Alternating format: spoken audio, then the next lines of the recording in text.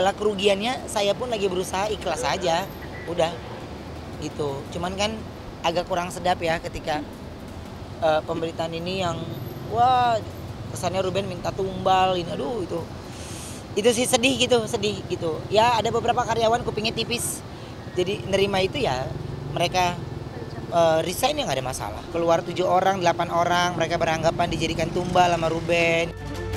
Sampai sekarang ini saya nggak ke kantor, saya nggak itu, jadi kayak bukan gak gairah ya, tapi kayak masih down sayanya. Saya butuh waktu untuk saya bisa kembali pulih, datang ke kantor seperti normal kayak biasanya. Itu karena saya cuma bilang saya sama dengan yang lainnya, saya cuma manusia biasa yang ini baru selesai masuk lagi, ini baru selesai, ini baru masuk ini. Jadi terus bertubi-tubi yang menurut saya di zona yang tidak nyaman.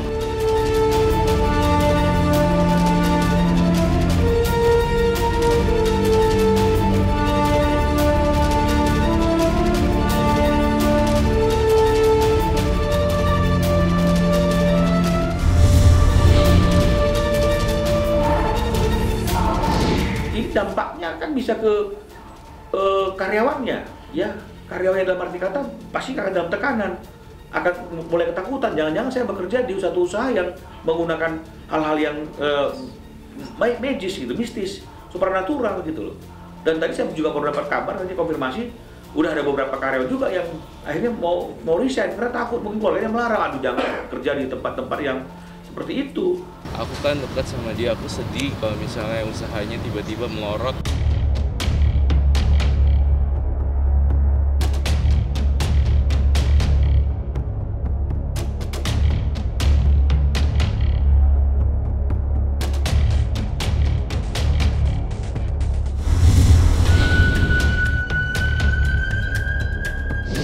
Orang yang menyatakan bertanggung jawab ya atas penayangan akun YouTube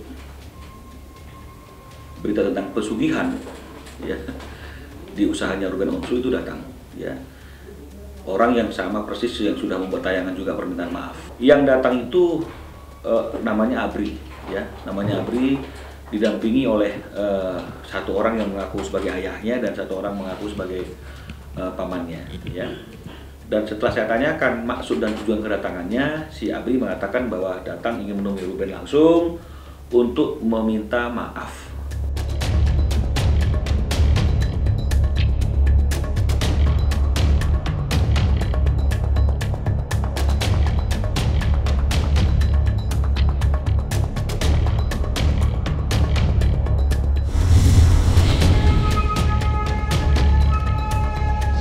Maaf atau damai itu tidak bisa menghapus sifat pidananya. Sebelum dia bilang maaf, saya sudah maafkan. Kan kalau saya memaafkan dia nggak perlu saya teriak-teriak. Ya, saya sudah memaafkan. Tapi buat saya semuanya kan sudah masuk ke laporan ke kepolisian. Ya, jadi tinggal dari pihak kepolisiannya aja gitu. Ada batas kesabarannya orang gitu ya. Jadi ketika sabar aja, memang ini cobaan ya. Memang orang juga tahu bagaimana sesabarnya saya sama keluarga saya. Tapi kalau ini kan memberikan pemberitaan ke publik yang menurut saya pemberitaan bohong gitu. Jadi saya harus klarifikasi. Tapi kan saya pun menerima klarifikasinya beliau, itu permohonan maaf. Nah, kembali lagi saya jawab, sebelum beliau bilang maaf, saya pun sudah memaafkan dari hati saya yang paling dalam.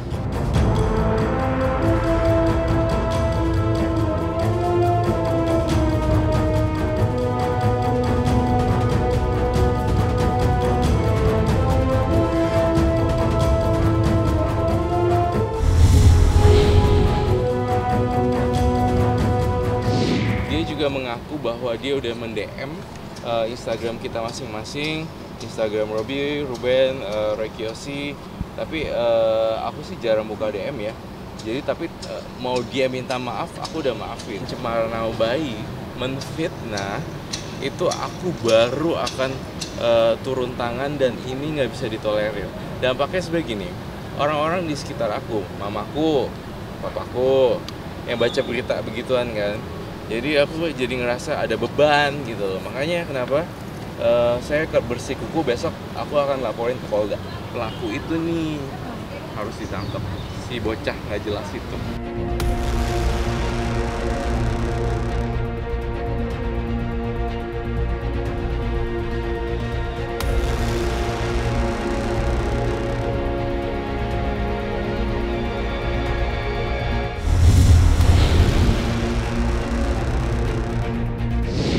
Persahabatan saya dengan Roy Kiyoshi akhirnya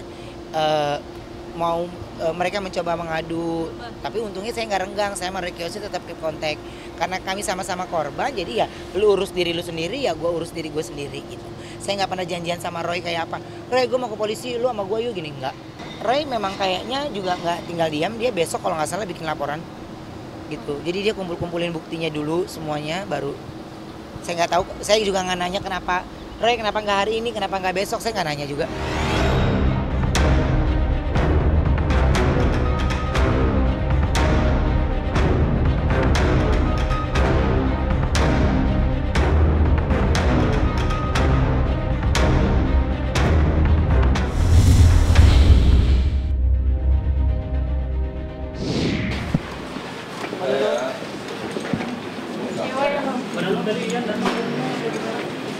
Ya belum bisa bicara, capek mungkin ya, butuh istirahat. Tadi nunggunya agak lama juga.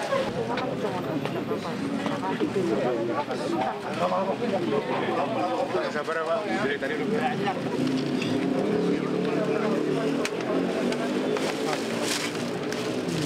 Ini nggak bisa gas dulu, sabar ya Pak.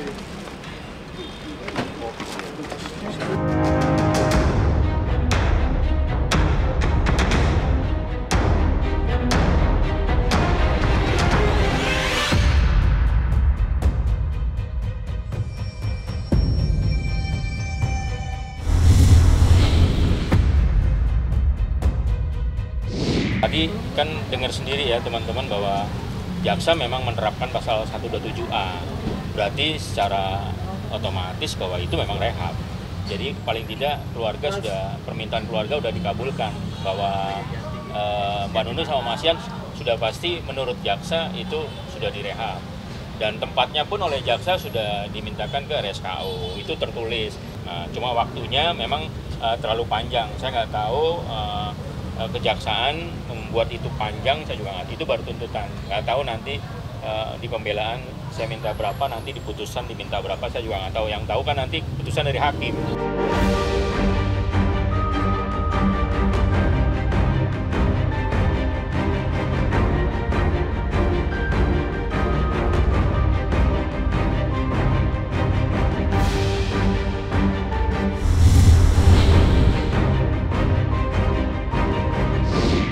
Maaf ya, sudah ini mau pulang, udah capek karena menunggu tadi. Iya, kecapean nunggu tadi. Lama nunggu Mbak. Mama di sini udah dari jam 11. Ya tapi nggak apa-apa lah. Tapi setidaknya sudah ada keluarga yang baik lah. Sudah mengikuti prosesnya, sudah mengikuti persidangannya, ya kan. Yang pasti kecapean. Mama kan orangnya apa ya dengan kondisi yang badan agak gendut gitu kan, capek dikit, gerah, keringetan. Tadi ya udah nelponin, udah ngobrol di situ, udah bingung sendiri, gerah, minta dibeliin kipas angin kecil juga. Ya oke, kita bawain nanti.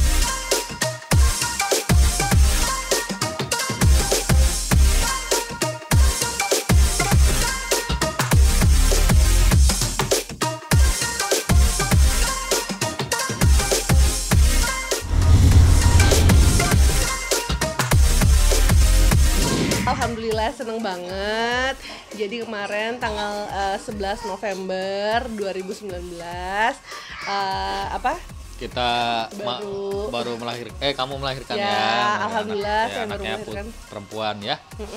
Namanya Sada Aminah Hanara. Ibunya sehat, bayinya sehat, insya Allah semuanya tanpa kekurangan satu apapun. Alhamdulillah.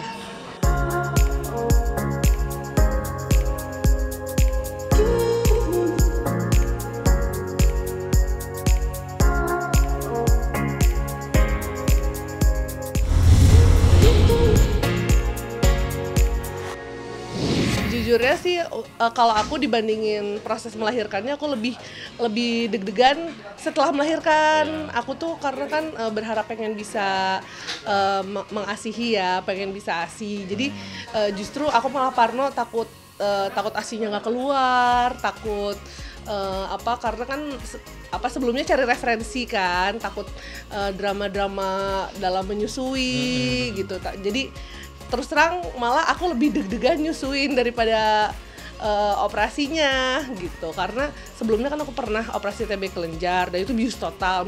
Menurut aku rasa itu lebih nyeremin gitu. Jadi pada saat mau operasi sesarnya malah lebih tenang, lebih deg-degannya seudahnya malah. Tapi alhamdulillah ternyata dikasih sama Allah hari pertama ASInya lancar gitu. Jadi waktu persalinan tuh pas hari sebelum dia masuk ke kamar operasi kan persalinannya kita sesar gitu kan, malah saya yang nervous, saya juga yang mual-mual gitu. Dari hamil sampai mau masuk ruang operasi, yang mual-mual dia, yang mual-mual terus begitu yang aku kan masuk ruang operasi la gitu kan, dia kayak kamu kenapa? Nggak tahu. Gue udah pusing, gue udah mual katanya. Tapi alhamdulillah operasinya lancar.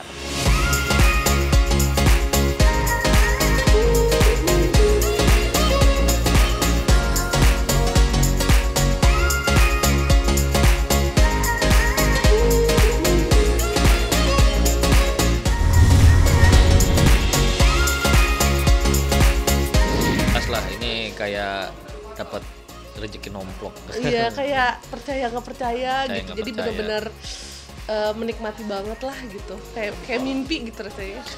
Makanya kita udah lama nunggu, masa sih kayak mau mengeluh kalau gitu. Dan kita sekarang lagi bersyukur banget sih, lagi happy lah. Alhamdulillahnya juga suami aku tipe yang mau bantuin. Kan kadang suka ada yang tipenya yang ya udah pokoknya kalau urusan anak-anak tuh urusan cewek gitu. Kalau dia enggak, dia mau berpartisipasi. Jadi sejauh ini sih rencananya kalau misalkan malam-malam aku bagian menyusui, ntar suami aku yang bagian kalau misalkan ganti diapers, ngesendawain, gendongin gitu. Tadi malam sih malam pertama kita alhamdulillah sudah berjalan sesuai dengan rencana. Mudah-mudahan kedepannya juga lancar dan dimudahkan. Ketegangannya mungkin karena bayi baru lahir kan pasti masih lunak ya tulangnya ya. Jadinya gendongnya juga harus hati-hati, paling di situ aja sih. Nah, masalahnya dia biasanya nge-gym, angkat beban yang berat. Ini cewek lagi kan, masih rapuh, jadi dia kayak masih berhati-hati banget. Biasanya kan angkat ini kan angkat bayi. Oke, tapi dia berusaha sih gitu dan bisa sekarang. Dan sekarang udah bisa, dan surprisingly memang anaknya meskipun kan kadang kalau bayi itu kalau yang gendongnya kaku nangis kan. Ini nggak sama bapaknya itu selalu diem terus yang kayak ngeliatin gitu. Jadi kayak liatnya terharu.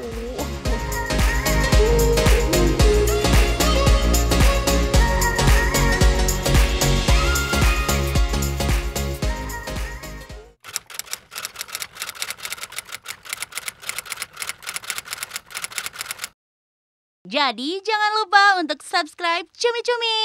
Ditekan ya tombol lonceng merahnya.